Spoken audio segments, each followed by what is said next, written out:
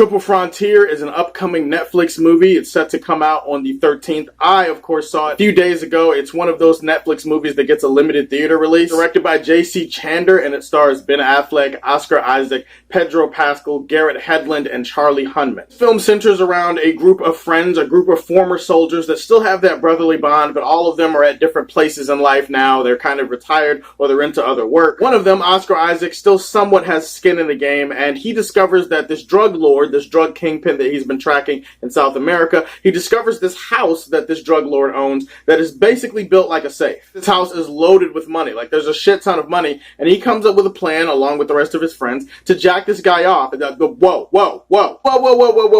time out. Flag on the play, reverse, let's listen.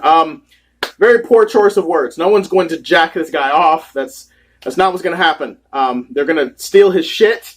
They're going to rip him off. Yeah, that's certainly the case. But the jacking, there's no jacking off. That would obviously be a different kind of movie. Faux pas aside, these guys come up with a plan to rob this guy, to steal all the money in his house, and they set about trying to execute this plan. And then once they execute the plan and once they get in and they try to get the money, now it becomes a survival thing, because now all of a sudden these guys have to survive out in the wilderness, have to outlast all the people that are going to be looking for this money and all of the other things that will pop up in their way as they try to escape with all of this money. You guys remember a few months ago I did a video where I talked about Triple Frontier, and I literally said, all I have to go on is the trailer and the talent. I like most of these actors. I love the way the trailer looks. I'm a sucker for a good old action thriller type of movie. Especially an action thriller movie that's actually kind of a heist movie. Like, those are my thing. Those are my jam. I think it officially debuts on Netflix on the 13th. And the one thing you have to start with in this movie is you have to start with the actors and the performances and the way that these characters all fit together. Like, the way that their chemistry and their camaraderie really helps carry you through the movie. Nobody in this movie, you're going to walk away from the film going, holy shit, that's like the best performance I've ever seen from them. All of these actors have been in better movies. All these actors have performed better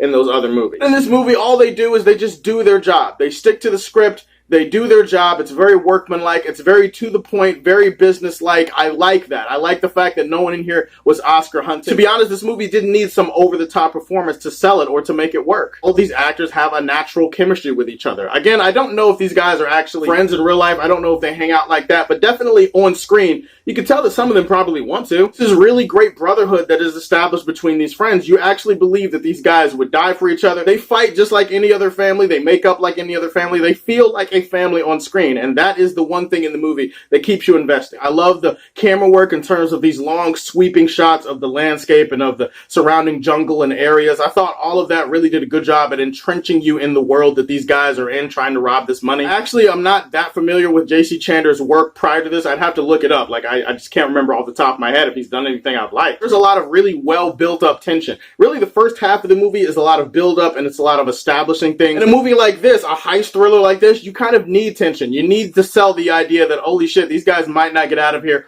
Holy shit, this job is actually going to be a little bit more difficult than they thought it would be. The movie definitely has its fair share of tense moments. A lot of them in the first half of the movie. I also like the way that the violence and the action scenes in this movie are depicted. It's very brutal. It's very to the point. This is not a movie that glorifies action. It's not like one of those rah, rah, rah, American, and let's shoot them up, bang, bang. The violence in this movie is exactly the way it should be. It's exactly the way it's reflected in real life. It doesn't linger. It's not there to make it. It's just there to show you that violence is violent and that things are going to get hurt. People are going to get hurt. People are going to get killed, and that's okay. If I were just grading this movie on the first half of the movie, the planning and execution of this heist and the camaraderie between the characters, I think I'd walk away going, holy shit, I love this thing. Having said that, there is a first half of the movie, and then there's a second half of the movie, and it's the second half of this movie where I feel like a lot of momentum was lost in this thing, and it lowered my enjoyment of the film overall. A bunch of little issues that I have here, like, I feel like while the characterization for the characters was fine enough, and the bond between the characters was cool, I did want a little bit more from these characters in terms